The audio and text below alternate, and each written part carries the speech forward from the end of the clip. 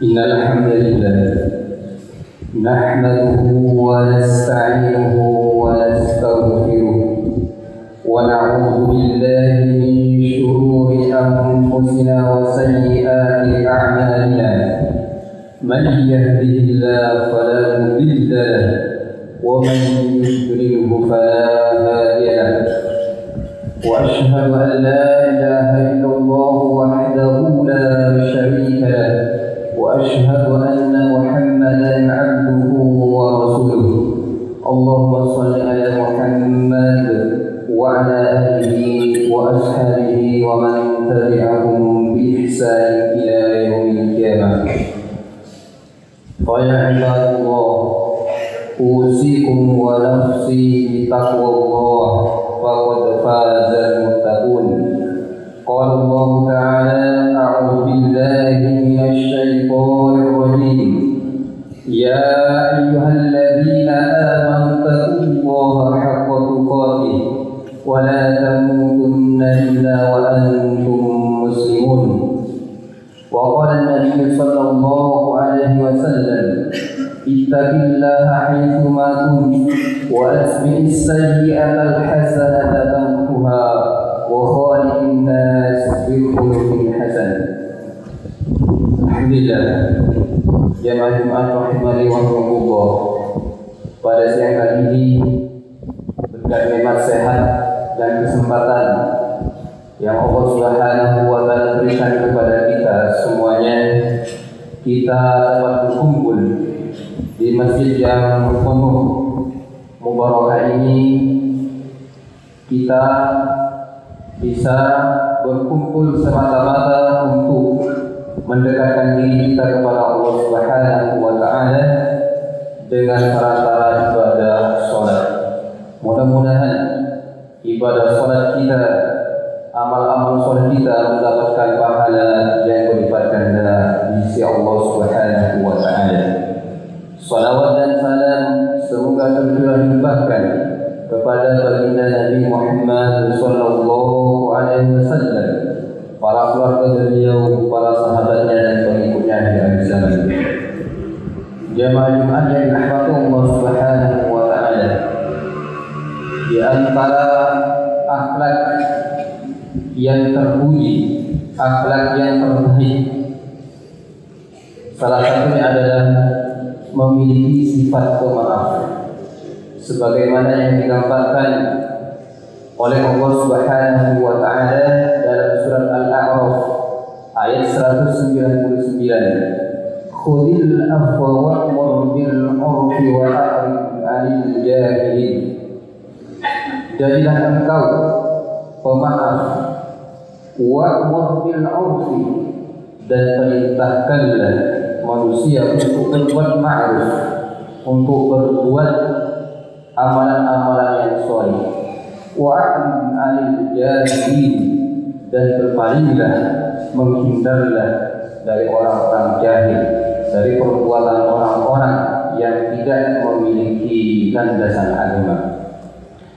Jamaah yang dirahmati Allah Subhanahu wa taala, sifat pemaaf ini termasuk salah satu sifat yang digambarkan oleh Rasulullah sallallahu alaihi wasallam sebagai gambaran akhlak yang terbaik bagi manusia, akhlak yang terbaik bagi manusia yang hidup di dunia maupun kelak di akhirat. Dalam sebuah hadis Rasulullah sallallahu alaihi wasallam menjelaskan dari Uqbah bin Amir, ketika Rasulullah sallallahu alaihi wasallam menjumpai Uqbah bin Amir, lantas Rasulullah sallallahu alaihi wasallam mendekat dan memegang erat-erat tangannya. Begitu pula Uqbah bin Amir memegang tangan Rasulullah sallallahu alaihi wasallam. Kemudian setelah Rasulullah sallallahu alaihi wasallam memegang tangan Uqbah bin Amir, kemudian Rasulullah sallallahu alaihi wasallam menjelaskan, mengajarkan tentang akhlak yang terbaik kepada beliau, kepada sahabatnya. Kata Rasulullah sallallahu alaihi wasallam, "Ya Uqbah, ala ukhbiruka bi afdali akhlaqi ahli dunya wa akhlaqi ahli al-akhirah." tidakkah saya beritahukan kepada engkau tentang akhlak yang terbaik, akhlak yang terpuji bagi penduduk dunia maupun penduduk di akhirat. Kemudian Rasulullah sallallahu alaihi wasallam menjelaskan, yang pertama kata Rasulullah sallallahu alaihi wasallam, tasilu man qata'aka, engkau berhaji menjadi hubungan silaturahim kepada keluarga engkau yang telah memutus hubungan dengan engkau. Ini yang pertama, akhlak yang terbaik kata Rasulullah sallallahu alaihi wasallam. Pada umumnya manusia ketika terputus hubungannya karena sebab sesuatu yang biasa menjadi sebab retaknya hubungan kekeluargaan, salah satunya adalah urusan dunia. Urusan dunia yang terkadang menjadi hubungan yang retak antara saudara, antara orang tua dan anaknya. Namun akhlak yang terbaik kalau Rasulullah sallallahu alaihi wasallam ketika saudaranya, ketika keluarganya memutus hubungan silaturahim, maka kata Rasulullah sallallahu alaihi wasallam, datangi ke rumahnya, kemudian disapa, kemudian diraih hubungannya. Alhamdulillah, di lembaga ini tiap tahunnya diadakan silaturahim di bulan Syawal untuk meraih ukhuwah Islamiyah, dan di antaranya lagi untuk meraih ukhuwah nasabiyah, yang dimana di antara keluarga ini ada yang tinggal di Purwacabang. Ketika diadakan silaturahim nasional, silaturahim regional, alhamdulillah ada di antara keluarga yang sudah sekian lama tidak berjumpa dengan orang tuanya, maka ketika berjumpa memeluk erat tangannya, dan disitulah terjadi tukar pikiran dan lain sebagainya, sehingga hubungan baik antara sesama keluarga, antara sesama saudara, maka terjadi dengan bagus. Jemaah yang dirahmati Allah Subhanahu wa taala, itulah akhlak yang terbaik yang pertama oleh Rasulullah sallallahu alaihi wasallam diajarkan kepada sahabatnya. Kemudian yang kedua kata beliau, wa tu'ti man hamaka, engkau memberi kepada orang yang tidak pernah memberi. Bayangkan jemaah yang dirahmati Allah Subhanahu wa taala, ketika ada orang tidak pernah berbuat baik kepada kita, pada umumnya kita tidak akan membalas kebaikan. Ngapain mau membalas kebaikan? Urusan sakit pun tidak pernah didatangi. Ngapain mau memberi kepada dia? Dia walaupun kaya tidak pernah memberi, walaupun sengsara. Pada umumnya manusia pikirannya seperti itu, tidak mau membalas karena tidak pernah berbuat baik kepadanya. Namun sebaliknya kata Rasulullah sallallahu alaihi wasallam, manusia yang memiliki akhlak yang terbaik adalah yang memiliki empati kepada saudaranya yang tidak pernah melakukan perbuatan baik, yang tidak pernah memberi, yang tidak pernah menyantuni, kemudian kita datangi, kemudian kita beri. Wa tu'ti man haramaka, dan engkau memberi kepada orang yang tidak pernah memberi kepada engkau, wahai ummah. Jemaah yang dirahmati Allah Subhanahu wa taala. Kemudian yang ketiga kata Rasulullah sallallahu alaihi wasallam, wa ta'fu amman zalamaka, wa ta'fu amman zalamaka, engkau memaafkan kepada orang yang pernah menzalimi kepada engkau, memaafkan kepada orang yang pernah menyakiti hati engkau. Jemaah yang dirahmati Allah Subhanahu wa taala, kalau kita tersakiti, entah itu dengan kata-kata atau dengan perbuatan, kadang kita sulit memaafkannya, kadang kita sulit ingin yang membalas, atau nikmatnya dihancur, atau nikmatnya bisa dihindarkan oleh Allah Subhanahu wa taala, menginginkan diselamatkan di tengah jalan dan sebagainya. Ketika kita tersakiti, dalam memaafkan di sini tidak hanya ketika kita tidak mampu untuk membalasnya, akan tetapi walaupun kita mampu membalasnya kepada orang yang menyakiti kita, kita memaafkan sebelum orang tersebut meminta maaf kepada kita. Inilah akhlak yang ketiga, akhlak yang terbaik kata Rasulullah sallallahu alaihi wasallam. Makanya Rasulullah sallallahu alaihi wasallam secara khusus difirmankan oleh Allah Subhanahu wa taala disuruh untuk memaafkan wa'khud. Kata Rasulullah sallallahu alaihi wasallam, kata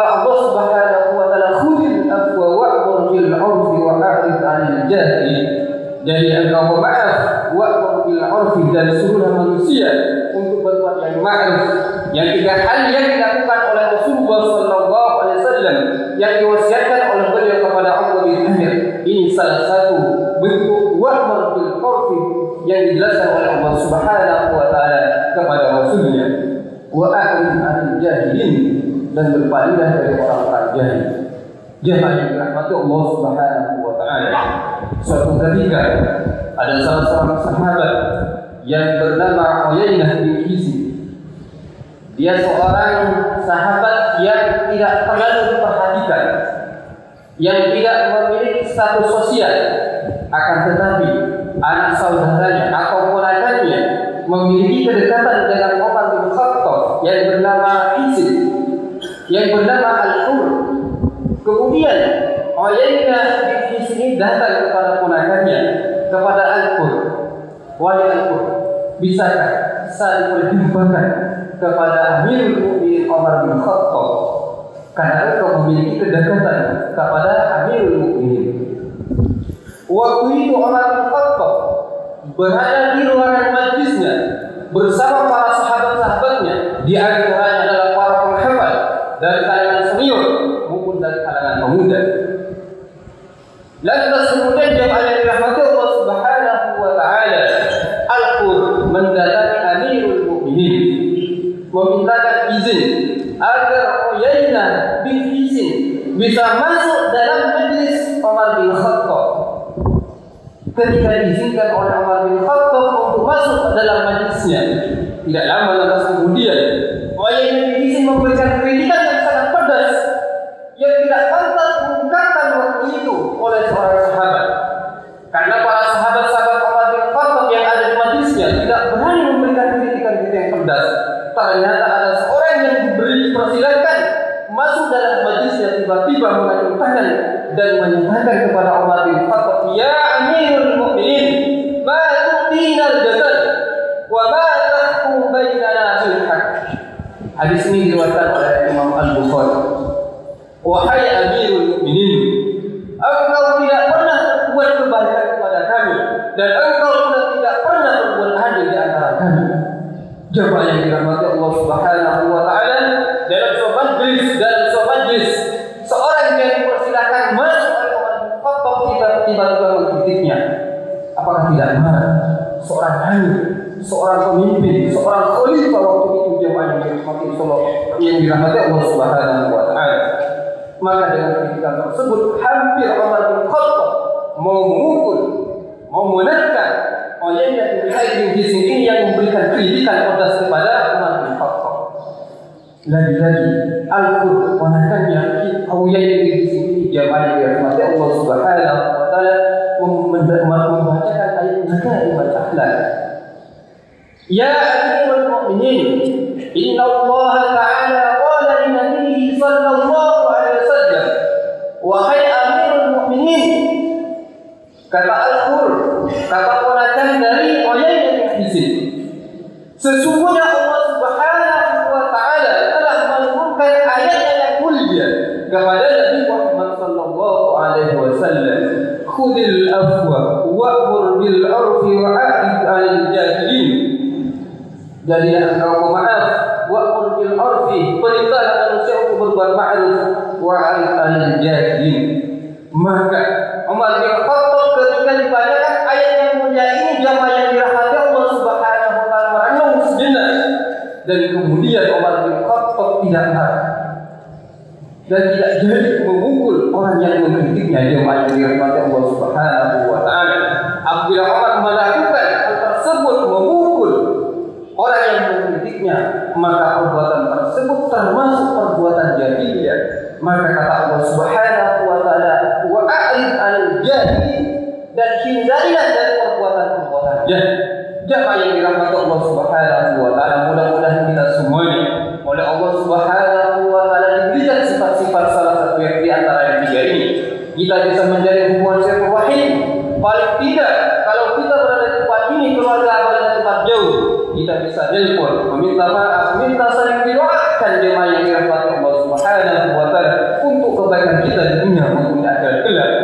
Dan mudah-mudahan juga kita bisa memiliki sifat empati, memberi dan memberi kepada salah seorang saudara kita, kepada tetangga kita, itu semua termasuk perbuatan-perbuatan akhlak yang terbaik yang digambarkan oleh Rasulullah SAW. Dan puncaknya kita memberikan maaf kepada orang yang pernah melukai hati kita. Barakallahu li wa lakum wa nafa'ani wa lakum bima fihi min al-ayati wa dhikril hakim innahu huwas samiul basir.